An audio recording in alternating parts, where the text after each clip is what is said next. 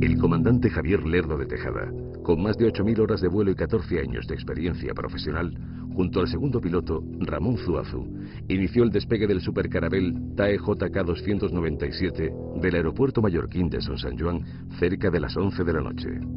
En la cabina del avión, el mecánico Francisco Javier Rodríguez observó un tráfico desconocido que se aproximaba a gran velocidad. Confirmo que tenemos algún tráfico próximo a nosotros, a nuestra izquierda, aproximadamente unas 4 o 5 millas. 297 en negativo, no hay tráfico notificado.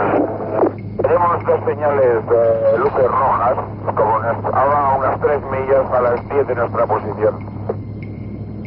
Aproximadamente a la misma altura. A las 10 de la posición, a unas 3 millas a la izquierda de su posición ahora. Afirmativo. Sí, cuando pueda me informa usted sobre ese tráfico. 297 no tenemos información de ningún tráfico procediendo en esa ruta. Es usted el único que procede Ibiza-Alicante. Aquello, fuera lo que fuese, estaba demasiado cerca del aparato. Realizaba maniobras imposibles, subía, bajaba, aceleraba velozmente y después, en seco, se detenía. Parecía estar jugando con el avión. Es que las luces, estas famosas luces, pues al principio estaban lejanas y por la izquierda y debajo, ¿no? A una altura distinta a la nuestra y parecía que volaban en formación junto a nosotros, ¿no? Parecía que estaban como jugando con nosotros. Ya fue cuando ahí, a partir de ese movimientos cercanos a nosotros por delante y por detrás, fue lo que nos asustó, ¿no?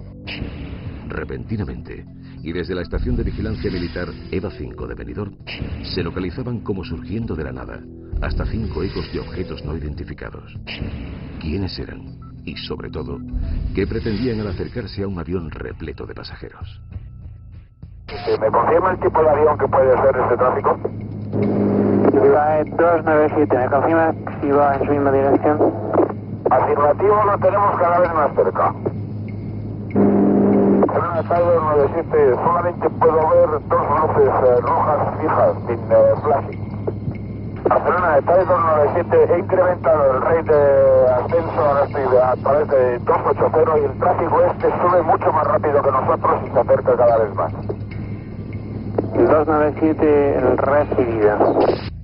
Ante la situación de máxima alarma, el comandante optó por cambiar el rumbo establecido y realizar un aterrizaje de emergencia en el aeropuerto valenciano de Manises. Fue en aquel instante cuando desde la torre de control de Barcelona se solicitó la intervención directa del Ejército del Aire. Los militares estaban dispuestos a conocer quién se ocultaba detrás de aquel artefacto. Ahora mismo estoy ahora 290, mantengo 290, me voy para Valencia, rumbo a Valencia. De acuerdo, ¿desea que llamemos a algún interceptor de la defensa? Si es posible, sí, información, porque el tráfico está a menos de media milla y ahora mismo ha bajado un montón. Ha bajado, ahora debe estar unos 3.000 pies por debajo de nosotros. De acuerdo, vamos a comunicar con defensa por si sale algo. El supercarabel TAE 297 inició un veloz descenso girando sobre su derecha rumbo a Valencia. Durante el trayecto hacia la ciudad del Turia, el OVNI continuó la persecución de la aeronave. Pues cuando entraron los tres, tanto Tejada como Zuazo como la azafata, pues bueno, ni las películas de Hitchcock, venían pálidos, descompuestos. Yo esas caras solo las he visto 2 veces en mi vida. Todo el operativo de seguridad y emergencias estaba desplegado en la base aérea valenciana. Y repentinamente, el misterioso objeto volador no identificado apareció sobre la vertical de Manises, como desafiando a todos los que podían verlo a simple vista. Más de 50 personas fueron testigos de aquel prodigio.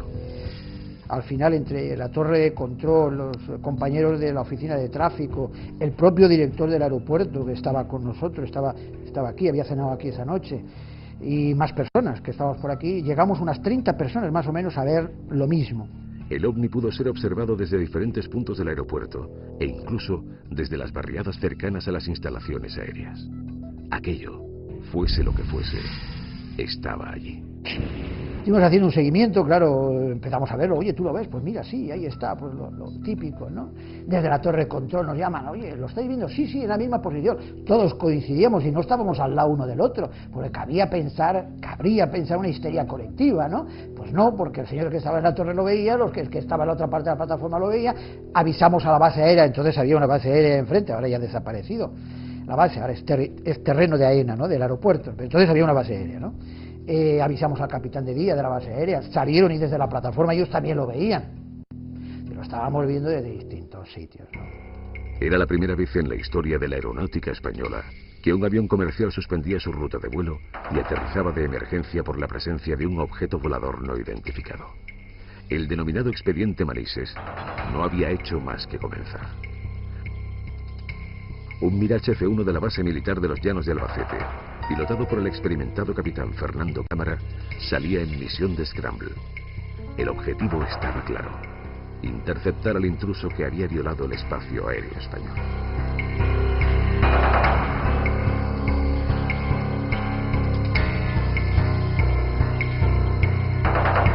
Noche intensa en el cielo español. En cierto punto de la noche se da la orden de que un Mirage F1 despegue de la base aérea de los Llanos en Albacete para perseguir al intruso, para perseguir a ese ovni. En la carlinga de ese avión iba un hombre sobradamente experimentado, capitán del Ejército del Aire, don Fernando Cámara. Fernando Cámara, buenas noches. Buenas noches. Sí, bienvenido y muchísimas gracias, porque sé que no es fácil, ¿no?, de alguna manera volver a recordar estas historias. Ha pasado mucho tiempo, pero tú estabas allí. Mucho, ha pasado mucho tiempo. Inolvidable, ¿no? Imagino, ¿no? Bueno, pues han pasado tantas cosas desde entonces y antes de aquello, pues que verdaderamente es una historia.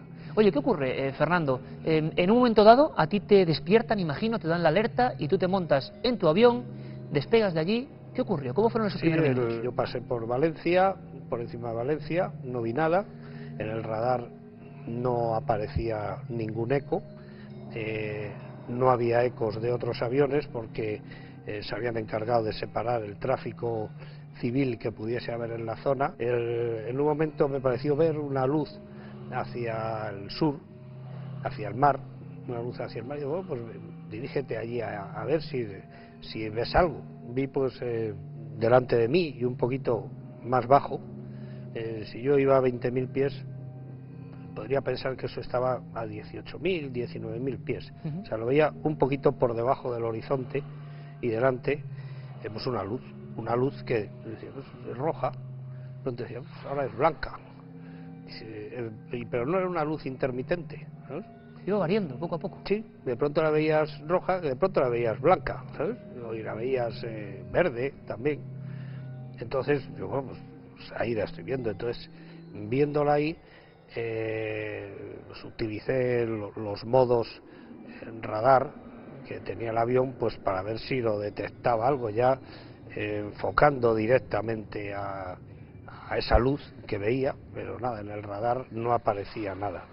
Si fuera un objeto convencional, Fernando, un objeto, otro avión, lo que fuera, evidentemente... Normalmente lo ves. Entonces, yo creo que cuando debía de estar aproximadamente a 6 o 7 millas de la vertical de Valencia, entonces me empezó a producírseme en el avión unas interferencias. El detector de amenaza radar que llevan los aviones, que es un sistema que te avisa si un radar, bien de otro avión, bien de un misil, bien de esos, te está enfocando. O sea, que ese objeto, Fernando, en ese momento, al menos la información que tú tenías, claro, es que te había localizado a ti. Claro, o sea, yo veo esa luz y entonces, aproximadamente cuando estoy ahí más cerca, me empieza el bip de a decir, hombre, pues ahí hay algo que me está iluminando. ¿Y tú qué sientes en ese momento dentro de la carlinga, en lo que es un avión de combate?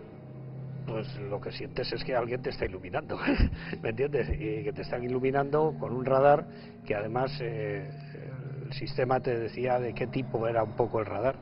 Y el radar que me salía, que me iluminaban, era un radar de onda continua, que normalmente pues, es un radar de los que va asociado a un misil. O sea, los misiles se enfocan con ese radar de onda continua, que es el que guía el misil para lanzarte. O sea, es un radar que no es agradable de sentirlo, no es amigable, desde luego, sentirlo en el avión. Me daba que la dirección de donde me estaba blocando, se llama blocar, que no es que se bloquen los mandos, sino que es que te están blocando con un radar, era en la dirección de la luz esta, y al mismo tiempo se producía una interferencia en la radio. Una interferencia muy similar a lo que es una baliza de emergencia que produce como una sirena, ¿sabes? En la radio. ¿Y el tamaño no podías calcularlo de ninguna manera? El tamaño no se puede calcular porque tú cuando ves una luz no sabes si está muy lejos y está muy cerca. ¿Qué ocurre? De este caso luego pues los investigadores le dieron una importancia porque claro, yo lo veía por delante y un poquito más bajo y los de abajo lo veían arriba, con lo cual ya estabas viéndolo desde 2 puntos, con lo cual ya se puede determinar que esa luz había estado pues casi cerca de 1 hora en la vertical de Valencia y ahí parada, una altura a la que los helicópteros normalmente no hacen estacionario y menos aguantan 1 hora y además y dan señal radar. ¿Y tú qué hiciste, Fernando, en ese momento que estás ya muy cerca del objeto? No, yo sigo detrás con mis sistemas, tengo activados los misiles de infrarrojos, tampoco da señal de infrarrojo, o sea, no da calor, porque no da calor. Bueno, puede ser que el radar no lo vea, pero si estuviese por la distancia que yo estaba de Valencia debía de estar ya cosa de 1 milla o 2 millas, o sea, muy cerca de esa luz. Entonces aviso al controlador que digo, oye, yo ya me he pasado de Valencia. Yo ya me he pasado de Valencia y sigo teniendo la luz delante. Porque es el tiempo, o sea, va mucho más deprisa, se tarda más en contarlo que en moverte por ahí por el aire. Y entonces el controlador pues comentó que sí, que habían visto que la luz iba delante de mí. ¿Y hasta cuándo llega esa persecución, Fernando? Pues esa persecución yo llegué casi hasta Zaragoza.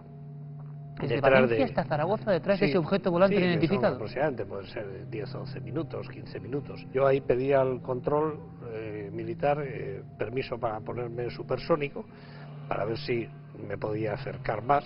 Ahí yo creo que debí conseguir acercarme más, porque a pesar de las interferencias, y tengo la sensación, yo creo que en un momento, porque ha pasado tiempo y sobre todo las cosas son muy rápidas ahí, de que esa luz que salía era como si irradiase luz. ¿Un objeto que irradiaba luz? Sí, era como algo que irradiase la luz. Yo creo que le vi una forma como de una copa sin la parte del pie, una copa, un tronco, ¿una media esfera? Una media esfera. Ahí inmediatamente volvió a mantener la distancia y a tener la misma sensación que tenía desde que la había visto ahí en eso.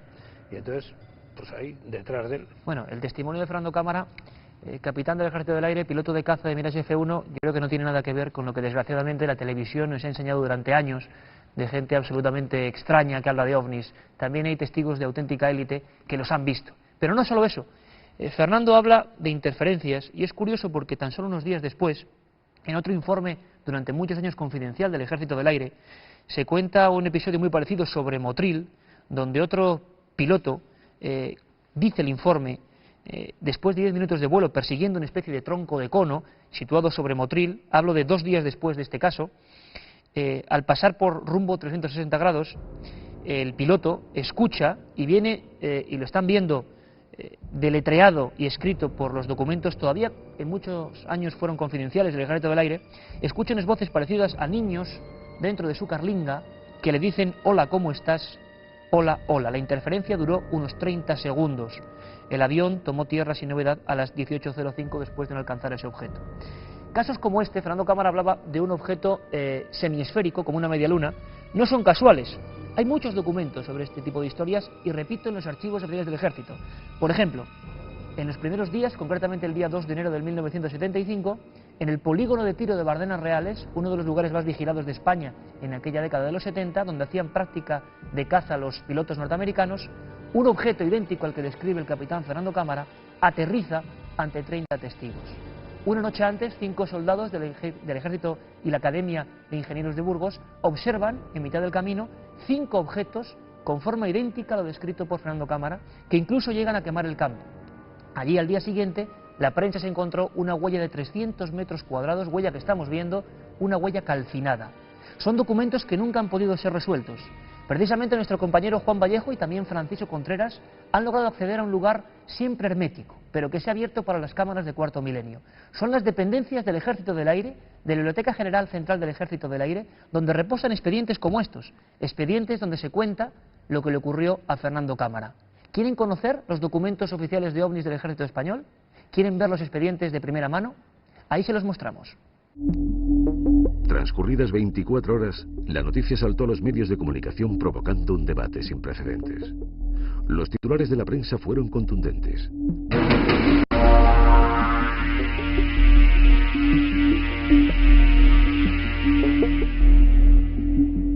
Ni siquiera el ministro de Transportes, Sánchez Terán, pudo dar una respuesta lógica al episodio durante su visita a las instalaciones. La investigación militar, silenciosa y metódica, ya había dado comienzo. Cualquier pesquisa, dato o información sobre el episodio OVNI se transformó en materia reservada, en un secreto que se mantuvo durante largos años.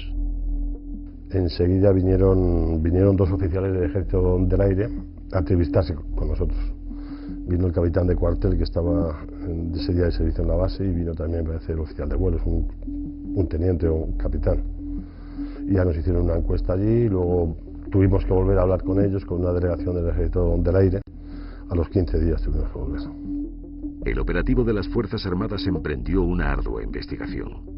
En 1979, todo lo relacionado con el fenómeno OVNI estaba clasificado como materia reservada por parte de la Junta de Jefes del Estado Mayor.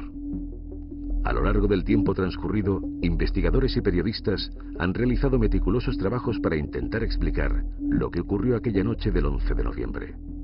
De esos estudios se pudo saber que durante los días posteriores se produjeron más encuentros de similares características. Y venía el ministro de Comercio, iba a aterrizar con la base aérea. Y mientras llegaba y no llegaba, me llamó un capitán y dijo: oye, sal aquí a la pista, vas a ver. Y miramos y había en dirección noroeste una luz roja muy potente en el cielo. Estuvo un rato parada y luego al rato volvió a salir y había desaparecido. Entonces, oye, avisamos y tal. Digo, no, ni hablar. Prototipos militares, alucinaciones colectivas e incluso reflejos luminosos han sido las explicaciones recurrentes. Pero para los implicados sigue sin haber una solución a aquella noche de terror vivida en el cielo español. Hombre, lo que sí te puedo decir es que después de tantos años en este mundo de la aeronáutica, un avión normal, y el normal entra todo lo que yo puedo conocer de aviones, no era. Una estrella, ¿qué quieres que te diga? Tampoco era una estrella, obviamente.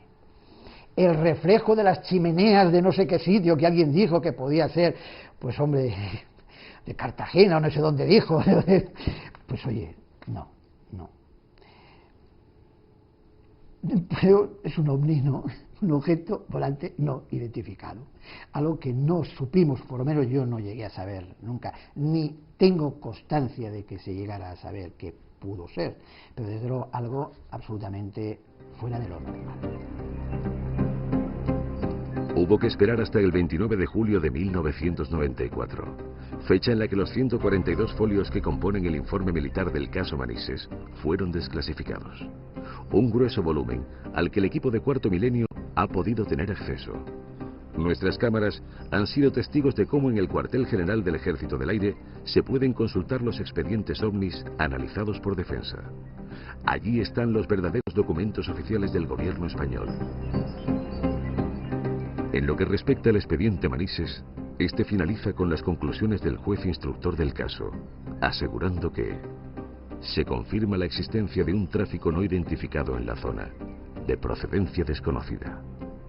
Ese es el auténtico veredicto para un caso que nadie, 25 años después, ha logrado explicar.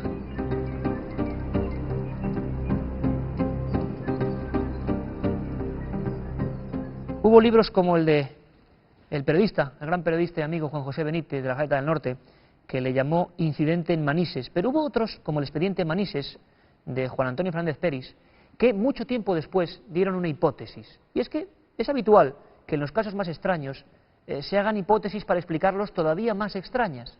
Yo no sé si comentarlo, Fernando, pero algunos dijeron que lo que se podía haber visto eran las chimeneas de una fábrica en Cartagena, y que la alarma, el aterrizaje de emergencia y tu persecución como piloto de caza de F-1 era a unas chimeneas. Yo no sé si quieres comentar algo. Pues me entiendes que las chimeneas a las que se refiere ese señor son las de Escombreras, es una refinería que hay en que imagino están ahí todos los días, no desaparecen y aparecen. Pues está, y que todos los que somos profesionales del Ejército del Aire hemos visto siempre, porque están al lado de donde está la Academia General del Aire en San Javier, y que no tienen absolutamente nada que ver. Tú lo viste y se acabó. Yo lo vi en la semana siguiente, el caso este que has hablado, de lo de Motril, pues otro compañero, íntimo amigo mío de la promoción, pues salió eso que me da toda la garantía, ¿me entiendes? Y además un comportamiento idéntico, es increíble. No damos el nombre por respeto a él, pero... Ese le dio un repaso, eso, ¿entiendes?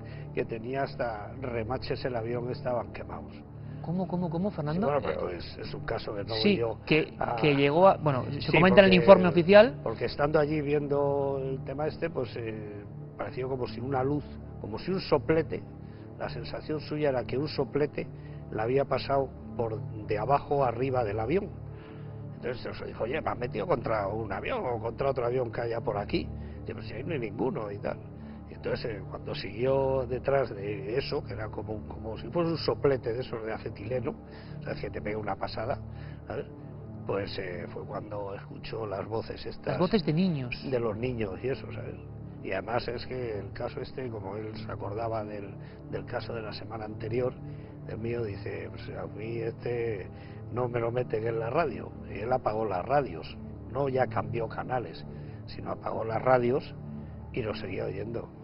También sin las radios apagadas. Entonces, los casos además... ¿Me quieres decir, Fernando, con las radios apagadas, lo comenta el informe, hola, ¿cómo estás? Hola, hola, dentro de la carlinga, voces de niños, un piloto del Ejército del Aire? Además, esas voces creo que hicieron en un avión de Iberia que volaba por la zona de Mallorca, dio un parte de que había escuchado también las voces esas. Se habían metido también ahí en su radio. Los informes del Ejército están llenos de anomalías, lo dejamos ahí, anomalías, cada uno que piense lo que quiera, pero yo, Fernando, sinceramente, aquí en público quiero agradecerte la valentía, porque para mí es valentía, tal y como se tratan a veces estos temas, que un profesional de tu calibre diga, yo lo vi. Yo creo que para mucha gente que ha visto estos objetos es importante. Yo lo vi, yo hice el informe que hice, durante un tiempo estaba clasificado como confidencial, y yo siempre, ¿me entiendes?, que me habéis llamado para una cosa de estas, pues lo he puesto en conocimiento del Ejército del Aire para pedir permiso. Oye, pedís permiso al gabinete de prensa y ya está. Ahora ya estoy en la reserva, está desclasificado y no he considerado, ¿me entiendes?, que tuviese que pedir permiso. Fernando, y te lo agradecemos de corazón, de verdad, porque para mí, lo repito, una muestra de valentía. Mil gracias por tu visita a Cuarto Milenio, Fernando. Nada, a tu disposición siempre. Boletín oficial de las Cortes Generales, Congreso de los Diputados. Ni más ni menos que don Enrique Mújica Herzog, en pleno Parlamento, hizo 3 preguntas sobre qué avión, qué clase de tráfico, qué objeto volante no identificado hizo aterrizar al supercarabel de la compañía TAE y qué ocurrió aquella noche del 11 de noviembre del año 79 sobre el cielo español. 3 preguntas que siguen sin respuesta, después de 25 años. Nadie respondió. La respuesta del gobierno es una respuesta, digamos, convencional, como la de otros gobiernos, otros países que se han visto sometidos a un control parlamentario. Continuamos investigando, no podemos dar ninguna información, proseguimos estudiando el fenómeno.